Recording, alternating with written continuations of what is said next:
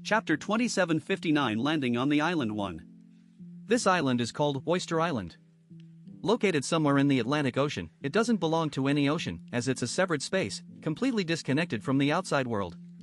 From Zhang Yi's current level of cultivation, creating such a spatial rift isn't too difficult. He could also try to create such a world with enough time.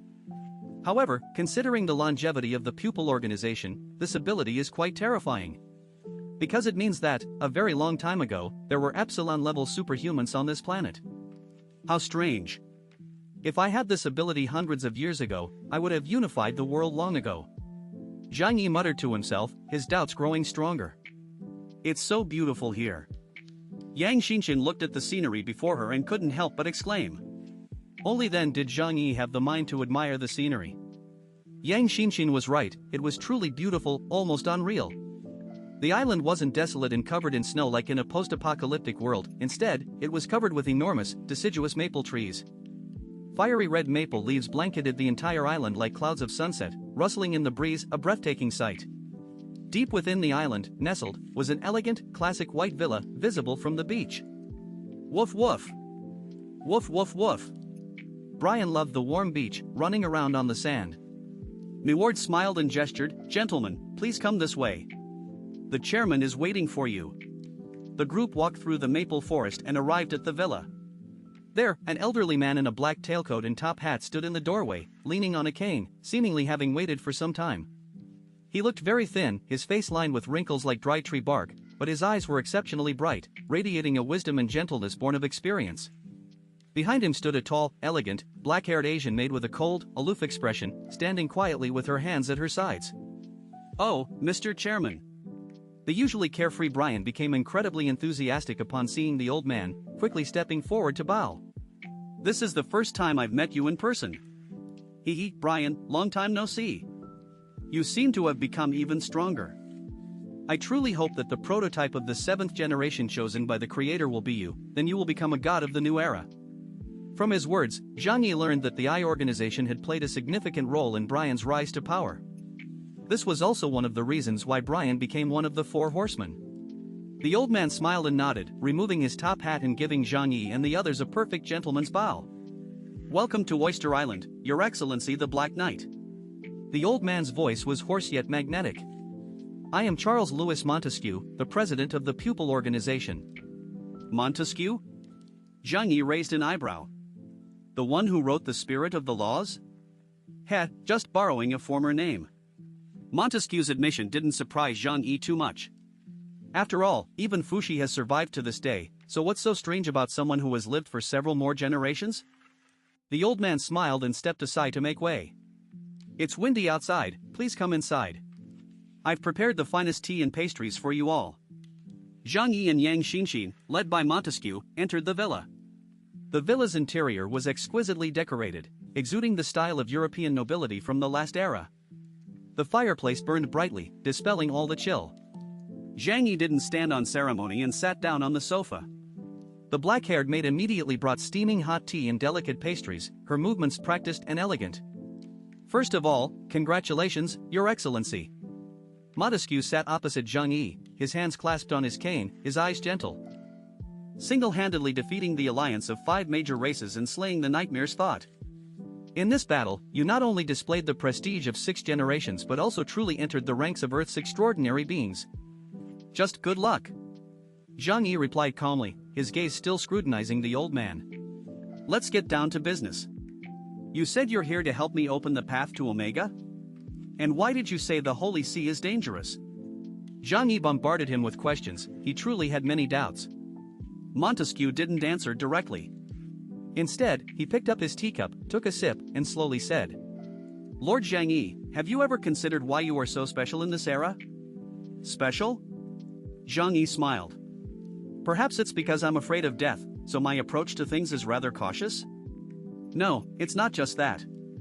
Montesquieu shook his head, his gaze deep as he looked at Zhang Yi. Throughout the long river of history, at the end of each era, when the shadow of the Druckers begins to resurface, the creator, or the will of this world, always chooses some special beings. They possess extraordinary talents, the power to disrupt the balance. Their appearance is to counterbalance those uncontrollable, immortal Drucker monsters. We call them the chosen agents. Zhang Yi frowned. You mean, I'm one of the chosen ones? That sounds like a third-rate online novel plot. Maybe it's like buying a lottery ticket, just pure luck, becoming one of the lucky few among billions, or maybe it's a deliberate creation of the creator. As a mortal, I don't understand the principles behind it. Montesquieu stated frankly, but the results don't lie. Your growth rate and your circumstances all fit the characteristics of an agent. Our pupil organization searches the world for like-minded and exceptionally talented partners, precisely to find the most promising individual. And we dedicate all our efforts to supporting them in becoming an Omega. And currently, it seems you are that most promising individual. Zhang Yi, upon hearing this, didn't show much excitement. Instead, he became even more puzzled. He thought to himself, typical old money, such a capitalist attitude. Isn't this just venture capital? You have this capability? To support an Omega? Zhang Yi looked Montesquieu up and down, his eyes filled with skepticism. Forgive my frankness, but although I can't see through your depths, your life force doesn't seem very strong. This wasn't just the truth, it was Zhang Yi's intuition. The old man, though mysterious, gave the impression of a dying oil lamp, its light steady, but the oil nearly gone. He. Montesquieu let out a low laugh, looking at Zhang Yi as if he were a vibrant junior. Young man, you can't judge a book by its cover. Lord Zhang Yi, do you know how many years I've lived? Chapter 2760 Landing on the Island 2. Zhang Yi shook his head, I don't know. 300 years old? 500 years old? The lifespan of extraordinary beings is indeed longer than that of ordinary people, but it's not infinite. Montesquieu slowly extended two withered fingers. More than 2,000 years. What? This time, not only Zhang Yi, but even Yang Xinxin beside him couldn't help but show a look of surprise. More than 2,000 years? That means they've been living since the beginning of the Common Era? Professor Da Vinci stared with dead fish eyes, his thin hands crossed, calmly analyzing. They possess the ability to live forever before the Common Era, right? That does match some mythological records. Ancient records from many human civilizations document the longevity of people in that era.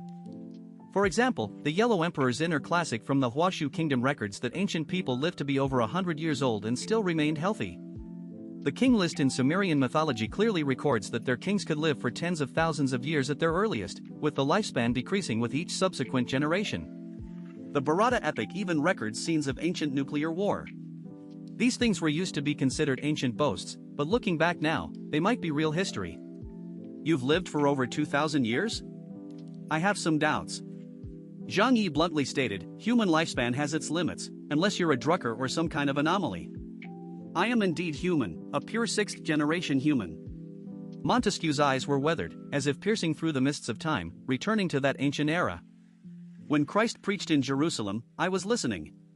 At that time, I had another name. He paused, a self-deprecating bitter smile playing on his lips. They called me Judas. This time, even Zhang Yi couldn't sit still. Judas? The traitor who betrayed Jesus? Don't be nervous. History is often written by the victors, and the truth isn't always as it appears in books. Montesquieu waved his hand and continued. The arrival of the Ice Age and the collective ascension of the Ihan race released a massive amount of spiritual energy, which is the fundamental reason for the explosive emergence of superhumans now. But before that, in the long course of ancient history, while spiritual energy was scarce, it wasn't entirely absent. There were always some exceptionally talented individuals who were able to awaken in that environment. I've met many people. In the history of your Huashu kingdom, there have also been figures who amazed me. Montesquieu recalled, for example, Wang Yangming of the Ming dynasty. His philosophy of mind was actually a very high-level awakening of spiritual abilities. It's just a pity that, limited by the depletion of spiritual energy in that era, he couldn't reach the end. Zhang Yi listened, dumbfounded. If what this old man said was true, then he was practically a living history book. Then, why have you been able to live so long? Zhang Yi couldn't help but ask. This is the secret of the I organization, and the reason I can help you. Montesquieu pointed to his eyes. We've been plotting for 2,000 years, gathering the wisdom and secrets of countless eras, all to escape our fate of destruction. We've been waiting for someone who can break the shackles and lead us against true darkness. The old man stood up and extended his withered hand to Zhang Yi, his eyes burning with a flame that had never been extinguished for 2,000 years. Lord Zhang Yi, we believe you are the one we are looking for. Let us, together, reach for that unattainable omega. The aroma of tea wafted through the air, the steaming black tea reflecting in Zhang Yi's deep, calm eyes. He listened quietly as Montesquieu recounted that hidden history spanning 2,000 years, from the rise and fall of the Roman Empire to the fires of the Inquisition, from Judas' betrayal to the establishment of the I organization. The old man's voice was calm and weathered, as if he were telling someone else's story.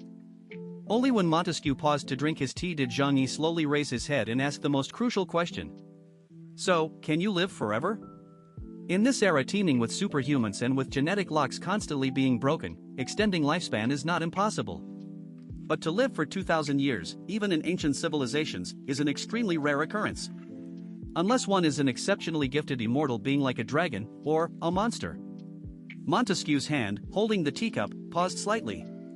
He raised his eyelids, a hint of indescribable loneliness and self-mockery flickering in his cloudy yet wise eyes. An immortal? No, that's too beautiful a word. The old man set down his teacup, his withered fingers gently stroking the tip of his cane. I am merely a wandering soul, unwilling to depart from this world. My body has decayed countless times, my soul is riddled with holes. I used some, less than honorable means to eke out a living in the cracks of this material world, just to await that prophetic moment. Zhang Yi narrowed his eyes, not delving into the other's so-called means. Everyone has their secrets, especially an old monster who has lived for 2,000 years. He changed the subject, getting straight to the point.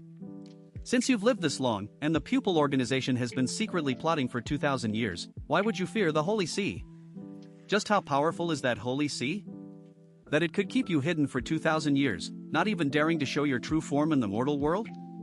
Zhang Yi's current strength stands at the pinnacle of Earth, but his understanding of that vast religious organization spread throughout the West remains superficial. In his view, it's nothing more than a group of fanatical believers with some supernatural abilities. Montesquieu's self-disclosure of his identity as Judas clearly indicates a deep-seated grudge between him and the Holy See, otherwise, why would he be written into the Holy Scriptures and cursed for 2,000 years? Upon hearing the words Holy See, Montesquieu's brows furrowed deeply, and the wrinkles on his face seemed to deepen. Lord Zhang Yi, you greatly underestimate the power of faith. Montesquieu said in a deep voice, the pupil organization has investigated for 2,000 years, sacrificing countless excellent eyes, yet it can still only glimpse a corner of the Holy See. All we know is that the Holy See is backed by an extremely terrifying energy source, a power far beyond our comprehension. Otherwise, how could it have stood the test of time for 2,000 years, even developing into the world's largest religion? And their ultimate goal, from beginning to end, has only been one thing. Montesquieu's voice turned chilling. World destruction. World destruction? Zhang Yi raised an eyebrow. You mean, reduce the world to zero? That's right. Utter destruction, returning everything to nothingness, and then, rebooting. Zhang Yi chuckled, leaning back on the sofa, his fingers lightly tapping the armrest.